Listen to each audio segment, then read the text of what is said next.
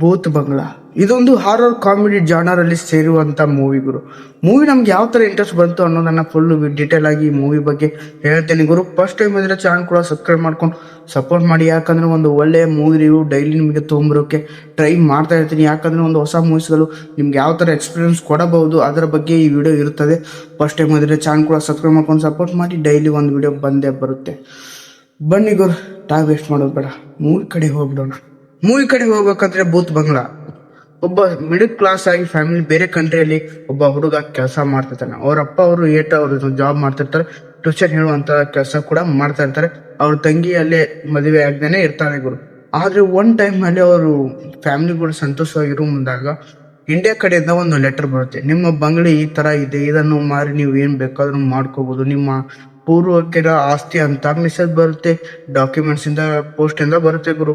ಅದಕ್ಕೆ ನಮ್ಮ ಹೀರೋ ಎಷ್ಟು ಕೋಟಿ ಆಸ್ತಿ ಇರಬಹುದು, ಇದನ್ನೆಲ್ಲ ಮಾರಿ ನಾವು ತುಂಬಾ ಸೆಟ್ಲ್ ಆಗ್ಬಹುದು ಅಂತ ಆಸೆಯಿಂದ ಅವನು ಅದನ್ನ ನೋಡಿ ಅದನ್ನ ಹುಡುಕುವಂತೂ ನಮ್ಮ ಇಂಡಿಯಾಕ್ಕೆ ಬರ್ತಾನೆ ಗುರು. ಇಂಡಿಯಾಗೆ ಬಂದ ಮೇಲೆ ಆ ಅರಮನೆ ಆ ಪ್ಯಾಲೇಸ್ ನ ಎಲ್ಲ ಡೇಕ್ಔಟ್ ಮಾಡ್ತಾನೆ. ಅಲ್ಲಿ ಏನೆಲ್ಲ ಸಮಸ್ಯೆ ಆಗುತ್ತೆ, ಅವನು ಏನೆಲ್ಲ ಅಲ್ಲಿ ಕಷ್ಟ ಅನುಭವಿಸ್ತಾನೆ, ಈ ಬಂಗ್ಲೆ ಮಾರಿದ್ನ ಇಲ್ವಾ, ಅವ್ರ ತಂಗಿ ಮದ್ವೆ ಮಾಡಿದ್ನ ಇಲ್ವಾ ಅನ್ನೋದೇನೆ ಈ ಮೂವಿ ಕತೆ ಗುರು. ಮೂವಿ ಸಿಂಪಲ್ ಆಗಿದೆ ಕತೆ, ಆದ್ರೆ ತೋರಿಸುವಂತ ರೀತಿ ಅದಲ್ವಾ ಬೇರೆ ಲೆವೆಲ್ ಅನ್ಕೊಂಡ್ಬಿಡಿ. ಲಾಸ್ಟ್ ಕ್ಲೈಮ್ಯಾಕ್ಸ್ ಸೀನ್ ಬರುವ ಹೊತ್ತಲ್ಲಿ ನೀವು ಮೂವಿ ಹತ್ರ ಒಳಗೇನೆ ಹೋಗ್ಬಿಡ್ತೀರಾ. ನಮ್ಗೆ ಯಾವ ತರ ಎಕ್ಸ್ಪೀರಿಯನ್ಸ್ ಕೊಡಬಹುದು. ಫಸ್ಟ್ ಹಾಫ್ ಮಾತ್ರ ಬೆಂಕಿ ಬಿರುಗಾಳಿ ಅಂತ ಅನ್ಬೋದು. ಅಲ್ಲಿ ನಮ್ ಕ್ಯೂರಿಯಾಸಿಟಿ ಹಿಟ್ ಆಗುತ್ತೆ. Full horror comedy full movie ಅಲ್ಲೇ ಸೂಪರ್ ಆಗಿರೋದು. ಮತ್ತು ಸೆಕೆಂಡ್ ಹಾಫ್ ಕೂಡ ತುಂಬಾನೇ ಗ್ರಿಫಿಂಗ್ ಆಗಿತ್ತು ಆ ಕತೆ ಹೇಳುವಂತ ಸಂದರ್ಭಗಳಲ್ಲಿ. ಆ BGM ಮತ್ತೊಂದು ಲಾಸ್ಟ್ ಅಲ್ಲಿ ಒಂದು ಸಾಂಗ್ ಬರುತ್ತೆ ಗುರು. ಆ ಸಾಂಗ್ ನ ನಡಕಲ್ಲಿ ಹಾಕ್ತಾರೆ ಬಿಡಿ ಅಂತೆ ನಾವು ಅನ್ಕೊಂಡಿದ್ವಿ. ಒಂದು ಒಳ್ಳೆಯ ಸಾಂಗ್ ಎಕ್ಸ್ಪೀರಿಯನ್ಸ್ ಆಯ್ತು ಲಾಸ್ಟ್ ಅಲ್ಲಿ. ಈ ಮೂವಿ ಒಂದೊಂದು ಸೀನ್ ಕೂಡ ತುಂಬಾನೇ ಭಯಾನಕ ನನಗೆ ಉಂಟು ಮಾಡ್ತು ಥಿಯೇಟರ್ ನಲ್ಲಿ ನೋಡುವಾಗ. ಇದು ಒಳ್ಳೆಯ ಕಮ್ಬ್ಯಾಕ್ ಅಂತ ಅಂದ್ರೆ ಸೂಪರ್ ಕಾಮಿಡಿ ಫಾಂಟಾಸ್ಟಿಕ್ ಮೂವಿ ಅಂತ ಅನ್ಬೋದು. ನಿಮ್ಗೆ ಒಂದು ಸ್ವಲ್ಪ ಬೇಜಾರಾಗದ ಒಂದು ಹಾರರ್ ಮೂವಿ ನೀವು ನೋಡ್ಬೇಕು ಅಂತ ಇದ್ರೆ ಈ ಮೂವಿ ನಿಮ್ಗೆ ರೆಕಮೆಂಡ್ ಮಾಡ್ತಾ ಇದೀನಿ. ಮೂವಿ ಮಾತ್ರ ಸಖತ್ತಾಗಿತ್ತು. ಫಸ್ಟ್ ಹಾಫ್ ಮಾತ್ರ ಬೆಂಕಿ ಅನ್ಬೋದು, ಸೆಕೆಂಡ್ ಹಾಫ್ ಕೂಡ ಬೇರೆ ಲೆವೆಲ್. ಒಂದು ಒಳ್ಳೆ ಎಕ್ಸ್ಪೀರಿಯನ್ಸ್, ಥಿಯೇಟರ್ ಎಕ್ಸ್ಪೀರಿಯನ್ಸ್ ಕೊಡೋಕೆ ಒಂದು ಒಳ್ಳೆ ಬೆಸ್ಟ್ ಆದ ಮೂವಿ ಅಂತಂದ್ರೆ ಇದೇ ಮೂವಿ ಅಂತ ಅನ್ಬೋದು. ಈ ಮೂವಿ BGM ಬಗ್ಗೆ ಹೇಳ್ಬೇಕಂದ್ರೆ BGM ಮಾತ್ರ ಬೇರೆ ಲೆವೆಲ್ ಅನ್ಕೊಂಡ್ಬಿಡಿ. BGM ನನಗಂತೂ ತುಂಬಾನೇ ಇಷ್ಟ ಆಯ್ತು. ಯಾವ ತರ BGM ಅಂದ್ರೆ ಈ ತರ ಸಾಂಗ್ ಬರ್ಬೋದು.